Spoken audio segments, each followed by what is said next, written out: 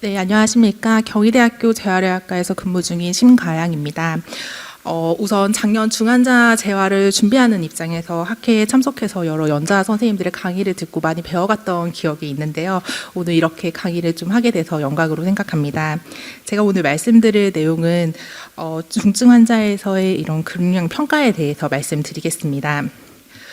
근육량은 다양한 질환의 예후 인자로 작용을 합니다. 특히 중증 환자에게 있어서는 모탈리티라든지 그리고 MV 듀레이션 그리고 렌스 오브 하스피탈 스테이 그리고 생존 이후에는 모빌리티 ADL 그리고 QOL 그리고 환자 보호자의 그런 케어 버든에도 영향을 미치는 인자입니다. 근육량을 측정하는 데는 여러 가지 툴이 있습니다. 우선 MRI와 CT의 경우에는 우리가 질환의 진단 목적으로도 많이 사용하기도 하고 거기서 찍어놨던 이제 컷을 이용해서 크로스 섹셔널 에리어를 측정을 해서 머슬 매스를 측정한다는 그런 장점이 머슬 매스를 측정을 하기 때문에 비교적 정확하다는 장점이 있습니다.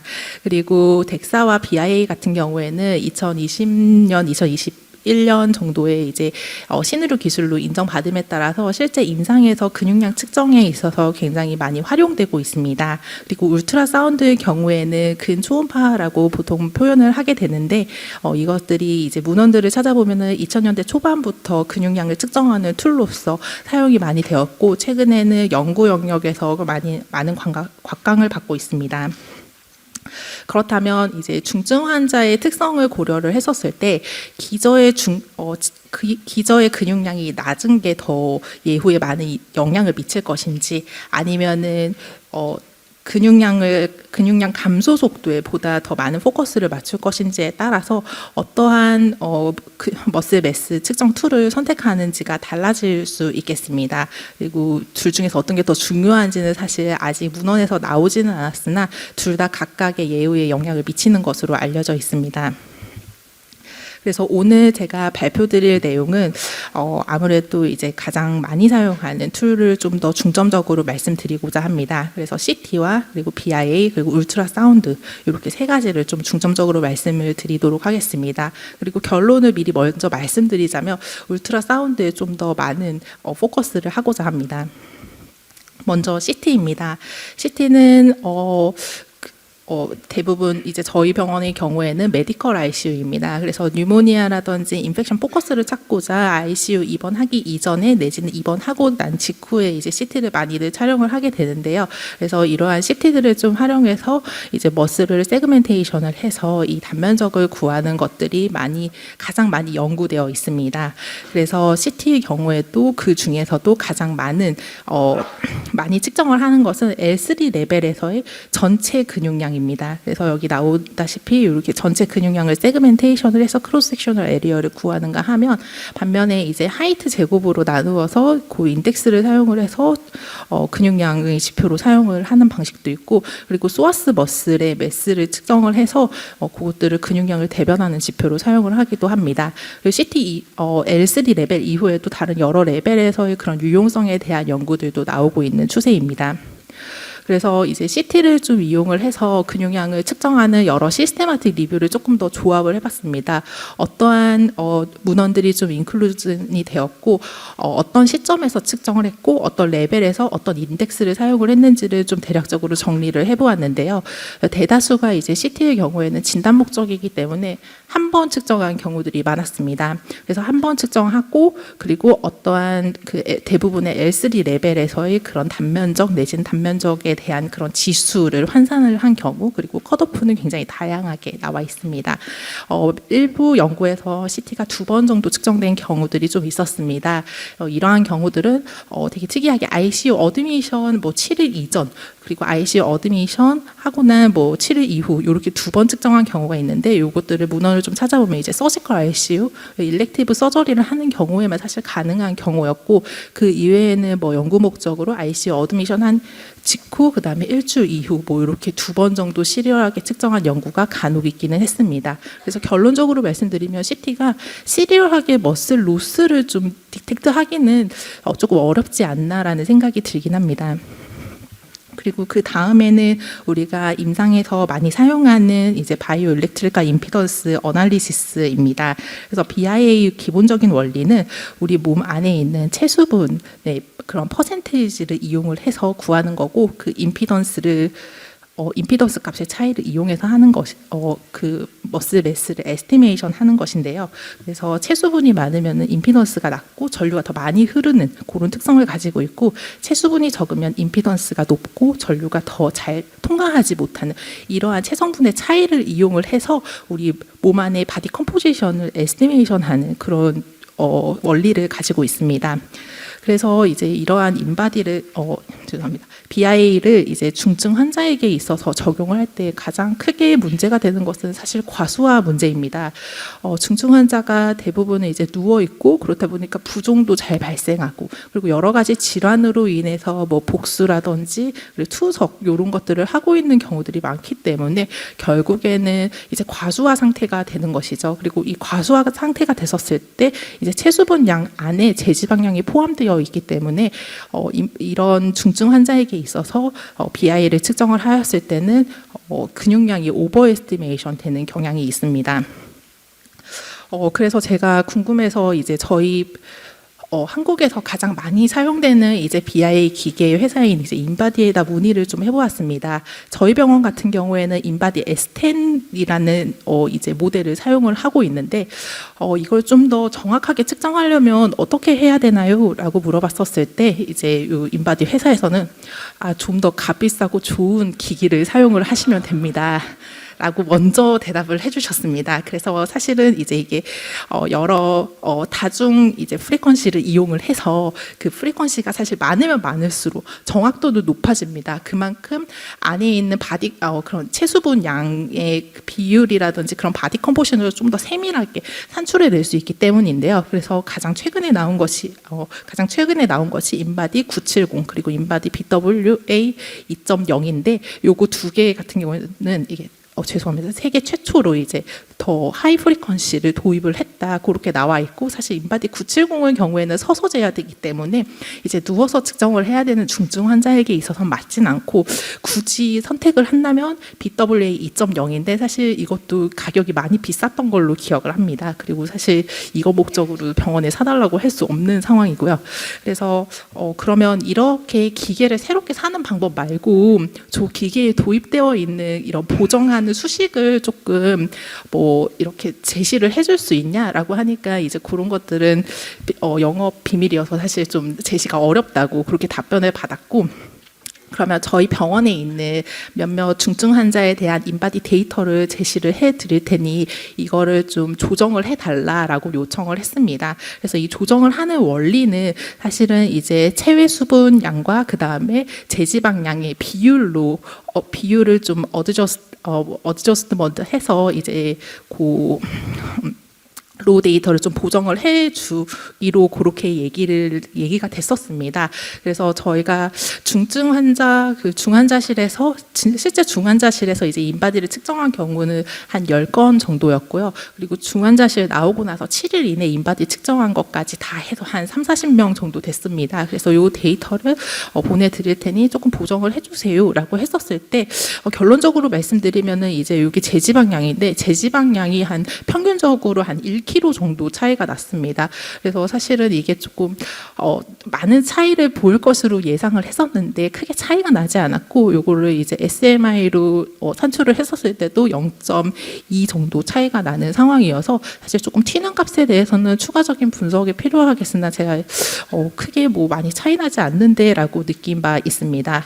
그래서 이제 그러면 이렇게 중증 환자에게 있어서 BIA를 측정을 할 때 어떤 점을 고려를 해야 되냐라고 물었었을 때 일단 제일 먼저 확인을 해야 될 거예요. 임피던스 값이 역전되지 않는가를 확인을 해야 된다고 답변을 받았습니다. 그래서 이 임피던스 값이 이제 내려가면서 점점 더 적어져야 되는데 이게 이제 역전되는 지점이 있으면은 뭐 어디 수분이 많다든지 아니면은 나중에 영상으로 보여드리겠지만 피부가 좀 건조하다든지 그러니까 일렉트로드가 제대로 부착되지 않은 거죠. 그래서 그런 영향이 좀 있을 수 있다고 그렇게 답변을 받았고 사실은 이게 측정을 하면 임피던스 값이 좀 역전이 되거나 하면 이제 기계에서 알림 비슷하게 울리기 때문에 사실 저희가 다시 재측정을 하는 경우들이 좀 많고 해서 기존에 보여드렸던 그런 데이터들이 대부분의 임피던스 값이 거의 역전되는 값이 없었습니다. 그래서 중환자실에서 이제 인바디 측정, BIA 측정할 때 어떤 점을 먼저 좀 고려를 해야 되냐라고 문의를 했었을 때 일단은 이게 전류의 흐름으로 바디 컴포지션을 산출해내는 기계이다 보니 여러 가지 기계 영향을 많이 받습니다. 그래서 혈압계 풀고 뭐 여러 가지 주변에 있는 그런 기계들을 좀 제거를 해달라고 이제 안내를 받았고 이런 것들을 좀 고려를 해서 저희가 이제 처방을 내기 시작했습니다. 처방을 내기 시작했는데 저희 치료실에서 연락이 왔습니다. 이거 인바디 계속 측정을 하실 거냐라고 치료실에 연락이 와서 왜 그러시죠? 라고 했더니 이게 보시는 바와 같이 조금 더 준비를 해야 되는 시간이 너무 많이 걸린다는 것입니다. 그래서 제가 좀 급하게 이제 영상을 좀 찍어봤는데요. 일단은 이 환자가 격리 환자여서 일단 그 일렉트로드 한 번씩 다 닦고 그다음에 일렉트로드 접촉이 잘 될 수 있도록 환자들 드레싱하고 있으면 그거 다 제거해주고 알코올 솜으로 닦고 격리 억제대 하고 있으면 억제 다시 다 풀고 하는 그런 과정들이 다 필요하고요. 거기다가 이제 일렉트로드를 부착을 합니다. 물론 이 인바디 BIA를 측정하기 전에 또 인체 삽입물 없는지도 다 검사를 해야 되고요. 네 그렇습니다. 그래서 이렇게 하고 그리고 이게 이제 환자가 팔 다리가 떨어져 있어야 되기 때문에 이제 이렇게 포지셔닝도 좀 해줘야 되고 엄밀히 하자면은 이제 다리에 이렇게 차고 있는 커프까지도 다 제거를 해줘야 되는 상황입니다. 그리고 끝나고 나면은 다시 싹 다 정리를 해야 되는 상황이어서 실제로 한 명 측정하는데 한 15분에서 20분 정도 걸린다고 합니다. 그래서 이제 좀 죄송합니다. 네, 조금 용이하지 않은 측면이 있고 아직까지 인바디의 정확성을 논하기에는 조금 더 기술이라든지 이런 과수분 양을 과수화된 것들을 어떻게 해석할 것인지에 대해서 연구가 더 필요하지 않나 생각이 됩니다.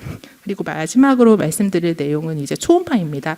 그래서 초음파는 다 아시다시피 이제 배드사이드에서 쉽게 측정할 수 있고 그리고 다이나믹하게 측정할 수 있고 반복 측정을 함에 있어서 크게 부담이 없는 근육량 측정 툴입니다. 반면에 초음파의 가장 큰 단점이라고 하면 근육량을 측정을 하는 그런 프로토콜에 대한 스탠다드한 컨센서스가 없다는 점입니다. 그래서 초음파는 근초음파를 시행을 했었을 때 근초음파로 얻어낼 수 있는 지표는 다음과 같습니다. 그래서 머슬의 전체 두께 그리고 요 단면적이 이제 머슬의 이제 퀀티테이티브 파라미터라고 한다면 이 머슬 두께의 사이에 이 깃각이라고 하는 이 펜네이션 앵글이라든지 파시클 랭스 그리고 크로스 섹셔널 에리어를 그려서 그 안에 머슬이 얼마나 하얗고 검었고 하는 그런 음영들이 이제 머슬의 퀄리테이티브 파라미터로 알려져 있고 이 두 가지를 동시에 측정할 수 있는 장점이 있습니다. 그렇지만 이제 한 가지 머슬 그리고 동일한 머슬을 측정을 할 때도 어느 지점을 측정할 것인가에 대한 컨센서스가 사실은 이루어져 있지 않습니다. 예를 들자면 이제 쿼드리셉스 페모리스나 렉투스 페모리스를 측정을 할 때도 어느 점을 인설션과 오리진으로 측정할 것인지 그 중에서 3분의 1 지점 혹은 2분의 1 지점을 측정할 것인지는 굉장히 연구마다 다른데요. 그렇지만 이제 중증 환자에서 적용하는 근초음파는 아니긴 하지만 이제 근감소증 영역에서 이제 먼저 제시한 그런 컨센서스가 있습니다. 그래서 그런 컨센서스를 좀 돌아본다면 누가 측정해도 언제 측정해도 동일한 지점에 쉽게 접근하기 쉬운 지점에서 측정을 하라는 것이 결국에는 그 결론인데요. 그래서 가장 이제 근육을 가장 잘 측정할 수 있는 지점은 머슬이 가장 벌키한 지점에 리피티드하게 측정을 했었을 때 리피티드하게 측정을 했었을 때 이제 좀 릴라이빌리티가 높다는 점을 이용을 해서 이런 컨센서스를 좀 더 향후에 발전시키면 좋겠다는 생각이 듭니다. 그리고 그러면 여러 머슬 중에서 어떤 머슬을 측정을 해야 되느냐라고 했었을 때 일단 제가 이번 6월에 이제 일본 근감소증 학회를 가기 위해서 시스테마틱 리뷰를 좀 했었는데요. 이때 보시면은 토탈 아티클이 43개가 포함이 되었고 여기 포함되어 있는 거는 울트라사운드 사운드로 시리얼하게 근육량을 측정을 한 그런 아티클만 포함을 했었습니다. 결론을 보시게 되면은 가장 많이 연구가 됐던 거는 렉투스 페모리스이고요. 그 중에서 또 크로스 섹셔널 에리어가 가장 많이 연구가 됐었습니다. 그래서 그 이유에 대해서 조금 고찰을 해보자면 이제 ICU 어콰이어드 위크니스 안에 포함이 되는 이제 CIM의 경우에 정상군과 그리고 CIM이 있는 두 환자의 머슬 바이옵시를 비교를 해본 결과 CIM이 있는 그 환자들에게서 머슬 파이버 중 타입 2의 파이버의 아트로피가 굉장히 셀렉티브하게 많이 일어나는 것을 알 수 있습니다. 그러면 거꾸로 얘기하자면 머슬 중에서 타입 2 파이버가 타입 2 파이버의 프로포션이 많은 머슬을 측정을 한다면은 그 빠르게 감소하는 근육량을 보다 더 잘 반영할 수 있지 않을까 그렇게 예상이 되고요. 그래서 여러 머슬들 중에서 쿼드리셉스 페모리스나 렉투스 페모리스가 타입 2의 머슬 파이버가 나이가 들수록 가장 많이 감소를 하는 그런 머슬로 알려져 있고요. 그리고 실제 이제 코비드 19 환자에게서 그 MV를 했었을 때 일주일 동안 머슬이 감소하는 속도를 일주일 동안 머슬이 감소하는 그런 속도를 연구를 했었는데 그 중에서도 가장 많이 감소하는 것들은 이제 안테리얼 사이에 있는 머슬 그리고 비교적 적게 감소하는 거는 이제 로어 레거에 있는 머슬이라고 나와 있습니다. 그렇다면 고찰을 해보자면 안테리얼 사이에 있는 머슬이 머슬 타입 2의 파이버가 더 많이 있는 머슬이고 이제 로어 레거에 있는 머슬은 머슬 파이버의 타입 1이 좀 더 많은 머슬이라고 해석을 할 수 있겠습니다. 그래서 오늘 저의 내용을 정리를 하자면 이제 중증 환자에서 머슬을 시리얼하게 평가를 하고자 하신다면 울트라사운드가 가장 좋은 툴이 아닐까 생각이 됩니다. 다만 울트라사운드로 머슬을 측정을 함에 있어서 이거를 좀 더 많이 좀 더 유니버셜하게 하고 싶다고 하면 이제 여기에 대한 좀 컨센서스가 필요하지 않을까 생각이 됩니다.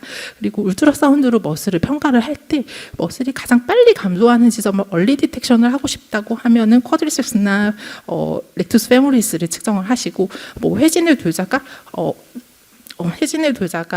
여러 머슬들 중에 하나의 머슬만 보고 이 사람 전체 머슬이 다 감소했나 보다라고 알고 싶으실 때는 이제 티비얼리스 안테리어 머슬을 측정하시는 게 좋을 것 같다는 생각이 듭니다.